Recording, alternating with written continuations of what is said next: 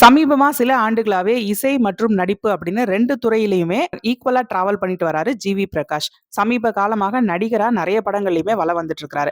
இசையமைப்பாளராக இப்ப ரீசென்ட்டா பார்த்தீங்கன்னா, நிலவுக்கு என் மேல் என்னடி கோபம், வணங்கான், வீரதீர சூழன், இட்லி கடை, அப்புறம் சூர்யாவோட 45வது படம் அப்படின்னு சொல்லிட்டு ஏகப்பட்ட படங்கள கைவசம் வச்சிருக்கிறாரு.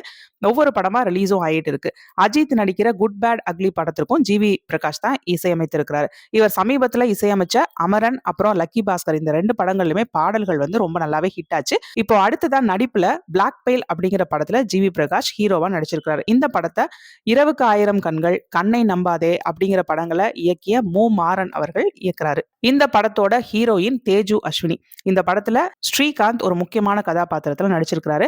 இந்த படத்துல வேற யாரெல்லாம் நடிச்சிருக்காங்க அப்படின்னா, பிந்து மாதவி, வேட்டை முத்துக்குமார், ரெட்டிங் கிங்ஸ்லி, ரமேஷ் திலக், ஹரிப்பிரியா இவங்க எல்லாமே வந்து முக்கியமான கேரக்டர்ஸ்ல நடிச்சிருக்காங்க. இந்த படத்துக்கு இசையமைச்சிருக்கிறது யாரு அப்படின்னா டி இமான்.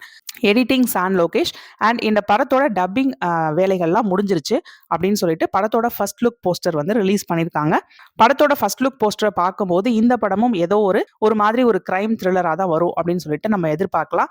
இந்த டைரக்டரோட ப்ரீவியஸ் படங்களை பார்த்தோம்னா, இரவுக்கு ஆயிரம் கண்கள், கண்ணை நம்பாதே இது எல்லாமே வந்து ரொம்ப பரபரப்பான திரைக்கதை கொண்ட ஒரு இன்வெஸ்டிகேஷன் த்ரில்லர்ஸா போகும். ரொம்ப நல்ல படங்களாகவும் அவை வந்திருந்துச்சு.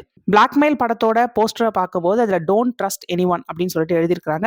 ஏதோ ஒரு சிக்னல்ல மாட்டினால பிளாக்மெயில் கோ த்ரூ பண்ணி அது மூலியமா ஏதோ ஒரு கிரைமை இன்வெஸ்டிகேட் பண்ற மாதிரி படமா இருக்கும் அப்படின்னு சொல்லிட்டு எதிர்பார்க்கலாம். படத்தோட போஸ்டர் டிசைனும் வந்து பாத்தீங்கன்னா ஒரு கிரைம் இன்வெஸ்டிகேஷன் த்ரில்லருக்கான அந்த டோன்ல தான் இருக்குது. ஸோ இது எப்படிப்பட்ட படம் அப்படிங்கிறது கொஞ்ச நாள் வெயிட் பண்ணா நமக்கு தெரியும். Stay tuned.